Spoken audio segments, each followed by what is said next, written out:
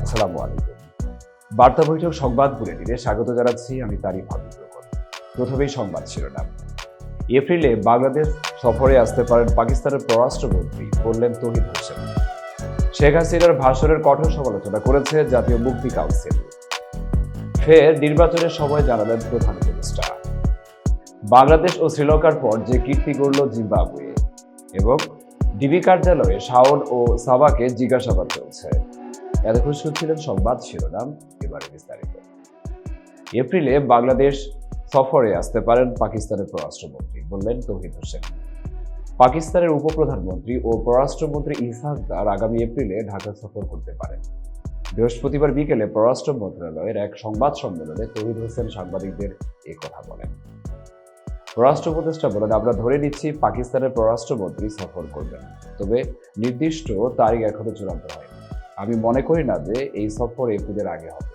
তিনি আরো বলেন, উভয় পক্ষই এটি নিয়ে কাজ করছে, এখনো সময় আছে এবং আমরা এর মধ্যে কিছু সিদ্ধান্ত নিব। 1971 সালে পাকিস্তানের ভূমিকার জন্য ক্ষমা চাওয়া এবং বাংলাদেশের জন্য ক্ষতিপূরণের বিষয়টি ঢাকা উত্থাপন করবে কিনা জানতে চাইলে তৌহিদ হোসেন বলেন, 53 বছর পরেও দুই দেশের মধ্যে অমীমাংসিত সমস্যা রয়ে গেছে এবং এই আলোচনার সময় এই বিষয়গুলো উত্থাপন করা হবে।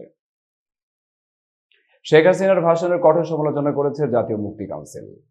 ভারতের আশ্রয় থেকে শেখ হাসিনা গতকাল বুধবার রাতে দেওয়া ভাষণের কঠোর সমালোচনা করেছে জাতীয় মুক্তি কাউন্সিল।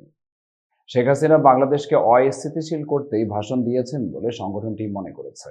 গতকাল বৃহস্পতিবার বিকেলে গণমাধ্যমের পাঠানো এক সংবাদ বিবৃতিতে সংগঠনটি এসব কথা বলেন। বিবৃতিতে জাতীয় মুক্তি কাউন্সিলের সাধারণ সম্পাদক ফয়জুল হাকিম বলেন, পতিত ফ্যাসিস্ট গণহত্যাকারী জাতীয় বেঈমান পলাতক ফেরারি আসামি শেখ হাসিনা বাংলাদেশকে অস্থিতিশীল করতেই ভাষণ দিয়েছেন।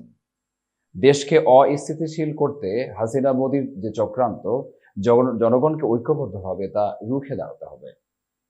বিবৃতিতে তিনি বলেন, জুলাই 24-এর ছাত্র শ্রমিক জনতার গণ অভ্যুত্থানের মাধ্যমে সৃষ্ট বাংলাদেশকে সাম্রাজ্যবাদী ভারতের শৃঙ্খল থেকে, আওয়ামী বাকশালী চক্রান্ত থেকে মুক্ত করতে হবে। ফের নির্বাচনের সময় জানালেন প্রধান উপদেষ্টা। চলতি বছরের শেষ দিকে জাতীয় সংসদের নির্বাচন হতে পারে বলে জানিয়েছেন অন্তর্বর্তী সরকারের প্রধান উপদেষ্টা ডক্টর মোহাম্মদ ইউনূস। সম্প্রতি জাপানের ব্রডকাস্টিং কর্পোরেশনকে দেওয়া এক সাক্ষাৎকারে তিনি একথা বলেন। গত 5ই আগস্ট ছাত্র জনতার অভ্যুত্থানে ক্ষমতাচ্যুত হন সাবেক প্রধানমন্ত্রী শেখ হাসিনা। এরপর বাংলাদেশ সরকারের দায়িত্ব নেন ডক্টর মোহাম্মদ ইউনূস। সাক্ষাৎকারে এই নোবেলজয়ী অর্থনীতিবিদ জানান, তিনি নিশ্চিত করতে চান বাংলাদেশকে তারা নিজ পায়ে দাঁড়াবে এবং আরও শক্তিশালী হবে। এছাড়া যারা নির্বাচনে নির্বাচিত হবে তারা কাজ করার জন্য শক্তিশালী ভিত্তি পাবেন। তিনি বলেন, যখন আমরা ক্ষমতায় এসেছিলাম ওই সময়ের পরিস্থিতি বললে আমি মনে করি আমরা অনেক দূরে গিয়েছি, কারণ এটি ছিল একটি বিধ্বস্ত সমাজ, অর্থনীতি, রাজনৈতিক ব্যবস্থা ও বিচারিক ব্যবস্থা। বাংলাদেশ ও শ্রীলঙ্কার পর যে কীর্তি গড়ল জিম্বাবুয়ে। ক্রিকেটে কীর্তি কত ধরনের হয়, কিছু কীর্তি আছে মাঠে নামলেই হয়ে যায়। বাংলাদেশ ও শ্রীলঙ্কার তেমনই এক কীর্তিতে আজ ভাগ বসিয়েছে জিম্বাবুয়ে। এতদিন শুধু বাংলাদেশ ও শ্রীলঙ্কাই সব টেস্ট দলকে ঘরের মাঠে আতিথেয়তা দিয়েছে। আজ আয়ারল্যান্ডের বিপক্ষে সেই টেস্ট আয়োজন করে সেই কীর্তি ছুঁয়েছে জিম্বাবুয়েও।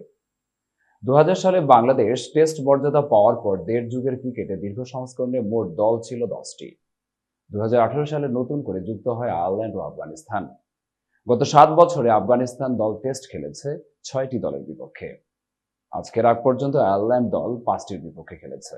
অপরদিকে 1992 সালে টেস্ট মর্যাদা পাওয়া জিম্বাবুয়ে ঘরের মাঠে 10ম প্রতিপক্ষ হিসেবে আফগানিস্তানের বিপক্ষে খেলেছে গত বছরের ফেব্রুয়ারিতে। আজ শুরু বুলাওয়ে টেস্ট দিয়ে আয়ারল্যান্ডকে আতিথেয়তা দিল তারা। ডিবি কার্যালয়ে শাওন ও সাবাকে জিজ্ঞাসাবাদ চলছে। অভিনেত্রী, সঙ্গীত শিল্পী ও নির্মাতা মেহের আফরোজ শাওন এবং আরেক অভিনেত্রী সোহানা সাবাকে ঢাকা মহানগর গোয়েন্দা পুলিশ কার্যালয়ে নেওয়া হয়েছে। শুক্রবার 7ই ফেব্রুয়ারি সকালে ডিবি কার্যালয়ে আনার পর বিভিন্ন বিষয়ে তাদের জিজ্ঞাসাবাদ করা হচ্ছে। ডিবি সূত্রে জানা গেছে, দুই অভিনেত্রীর বিরুদ্ধে দেশবিরোধী ষড়যন্ত্রের অভিযোগ রয়েছে। দুজনকেই ডিবি কার্যালয়ে আনার পর থেকে গোয়েন্দারা তাদের রাষ্ট্রবিরোধী ষড়যন্ত্র সহ বিভিন্ন বিষয়ে জিজ্ঞাসাবাদ করছেন। জিজ্ঞাসাবাদ শেষ না হওয়া পর্যন্ত তাদের বিরুদ্ধে কোনো সিদ্ধান্ত নেবে না পুলিশ। এতক্ষণ বার্তা বৈঠকের সাথে থাকার জন্য ধন্যবাদ। নতুন নতুন তথ্য ও সংবাদ পেতে বার্তা বৈঠক ইউটিউব চ্যানেল ও ফেসবুক পেজের সাথেই থাকুন।